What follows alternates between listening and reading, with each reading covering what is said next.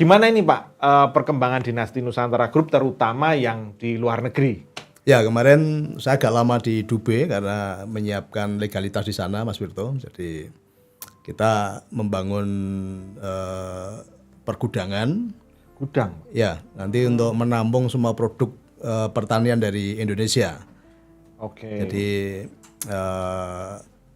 nanti untuk didistribusikan di Timur Tengah ya, karena di sana itu kan tidak ada pertanian. Betul. Nah, maka semua impor di sana. Nah, jadi kita bangun di sana perusahaan ya, namanya Nusantara Sufa ya, Foodstuff Trading LLC. Trading foodstuff Ya, ya. Oke. ya itu. Nah, Dinasti Nusantara Group ini kan semakin besar, Pak. Ya.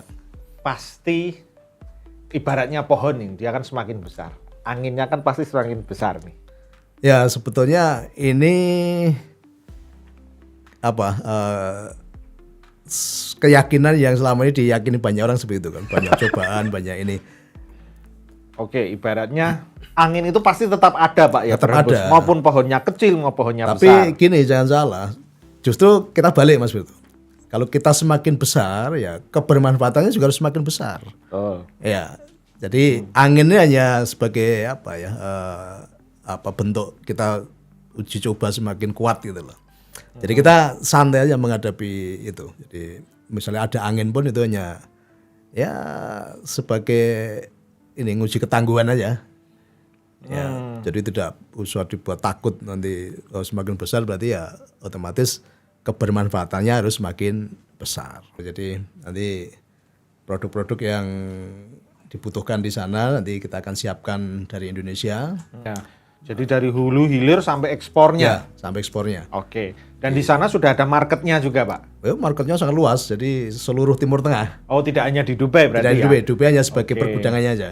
Oke, Nanti, oke.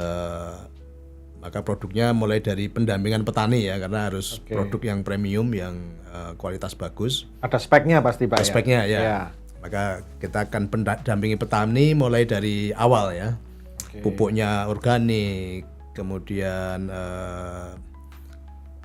hasil pertanian juga yang harus memenuhi standar pangan di sana nanti. Karena distribusikan untuk seluruh Timur Tengah ya. Oke, Pak. Ini berarti perusahaan ke berapa ini?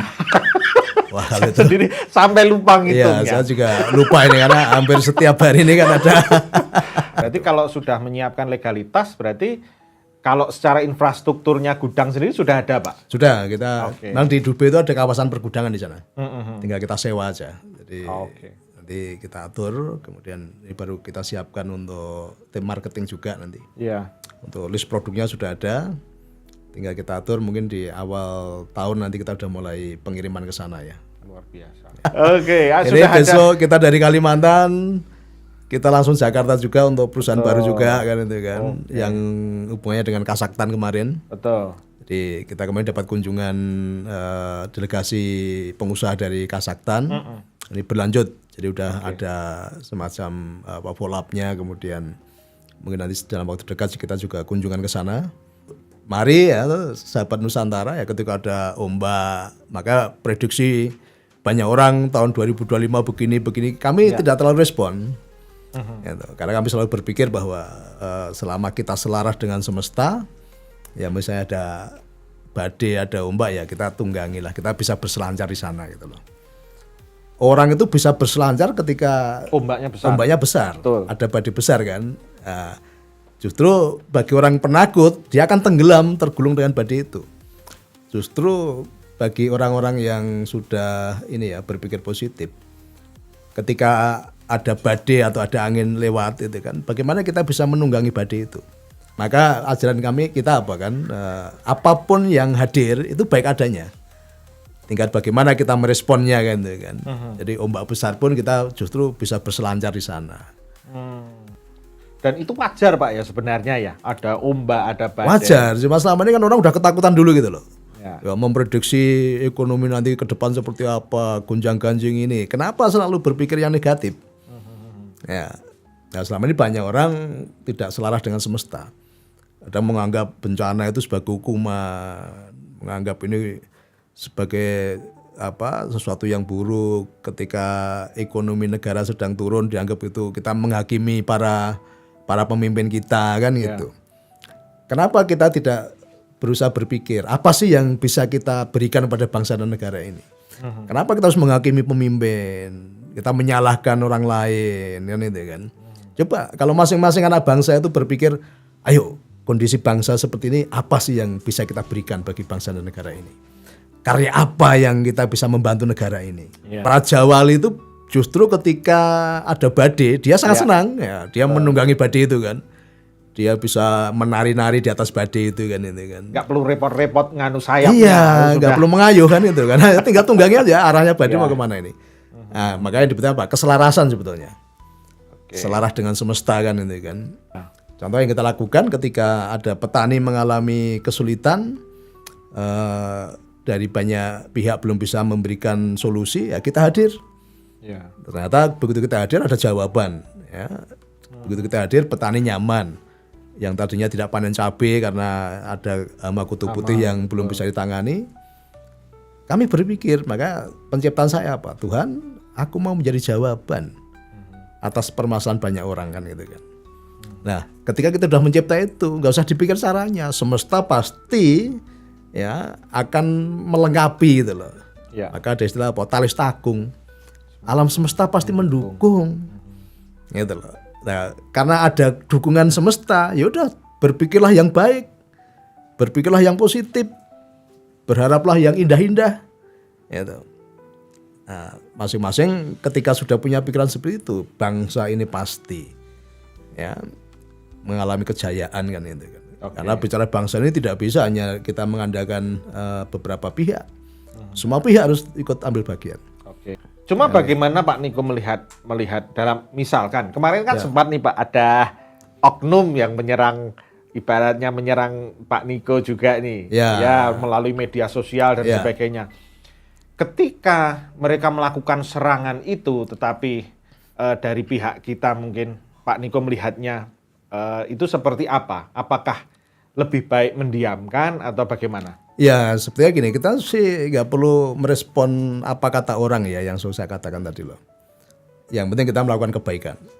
Karena orang itu begini, ketika kita susah mereka pun nyukurin kita kok, nggak akan pernah menolong kita kok. Tapi ketika kita baik, mereka selalu curiga gitu loh. Ini udah kebiasaan banyak orang yang dalam arti punya pikiran negatif. Yang bermasalah kan bukan di kita, yang bermasalah justru di orang itu kan gitu loh. Dan ini pembelajarannya apa? Saya selalu mensyukuri ketika ada orang sukses. Nah, termasuk ya saran saya sih bagi banyak pihak yang selalu mengkritik. Itu Pak yang sebenarnya mau saya tanyakan. Ini kan teriak-teriak, menyerang ini kan. Belum tentu nanti kalau dia dikasih kepercayaan tuh bisa gitu loh. Iya. Nah, maka kita nggak perlu merespon apapun kata orang. Dan kita sudah tidak butuh penilaian kok.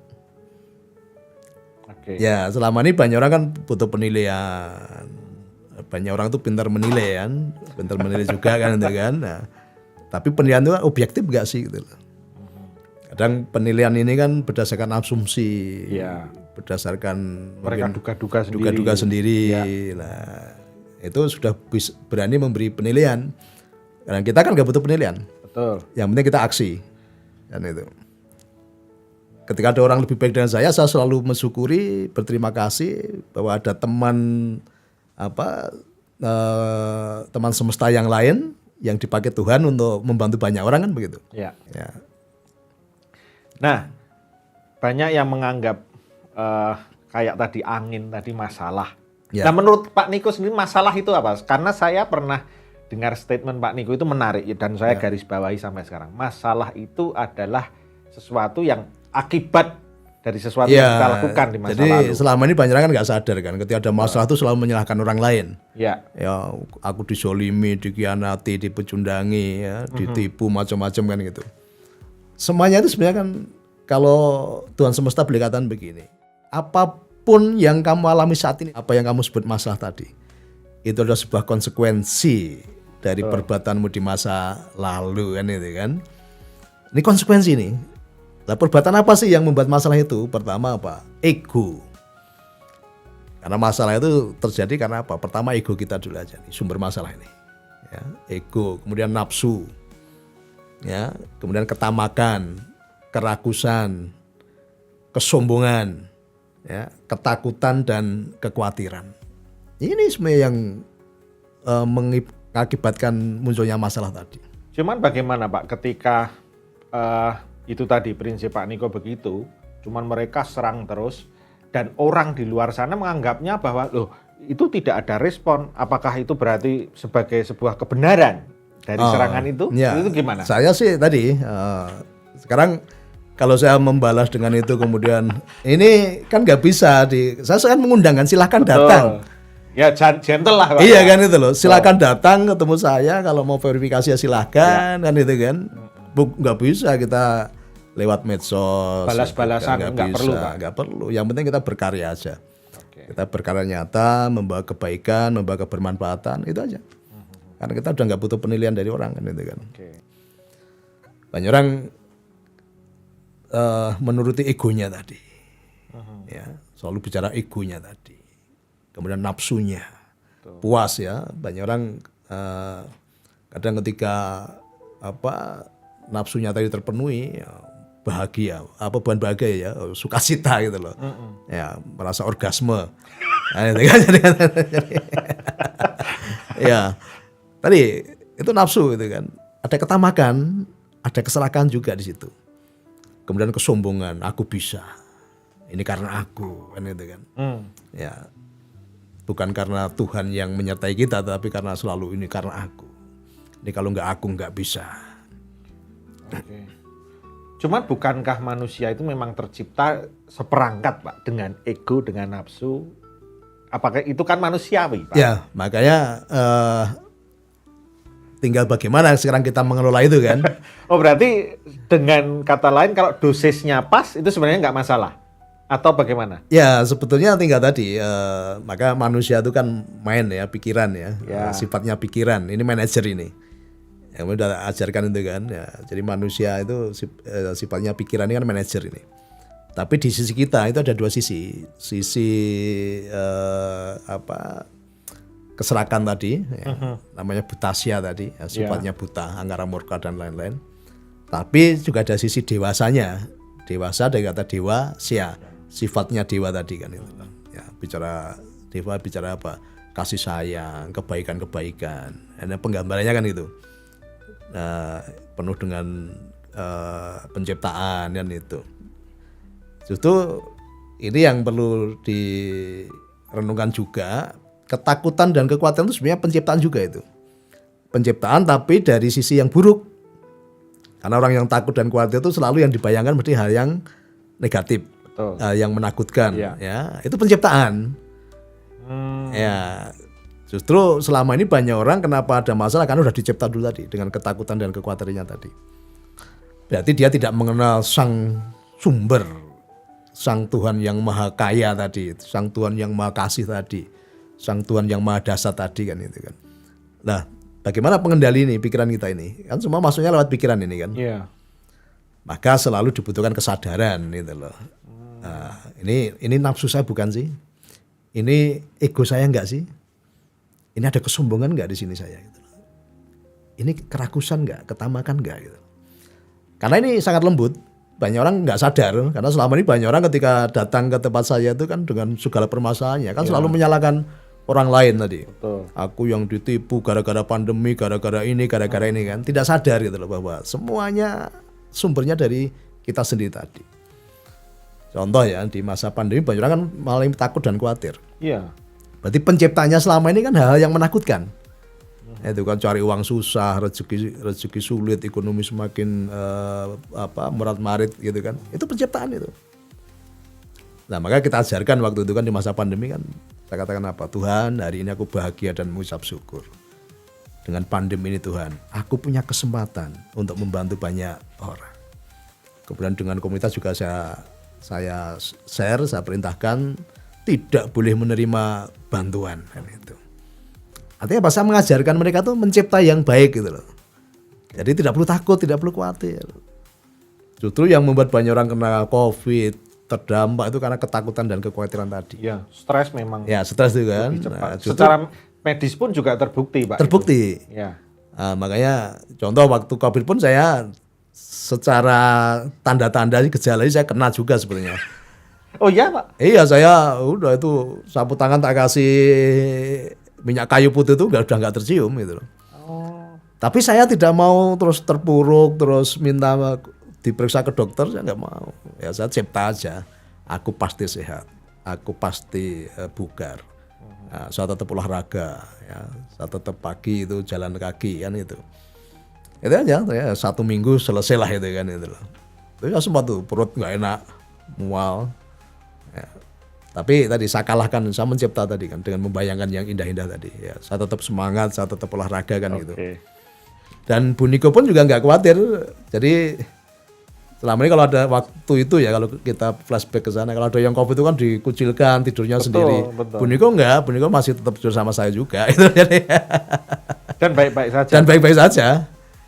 Ya, karena kita tadi mencipta yang indah-indah tadi. Bu Niko tak suruh tidur sendiri pun nggak mau, nggak apa-apa itu. Ya.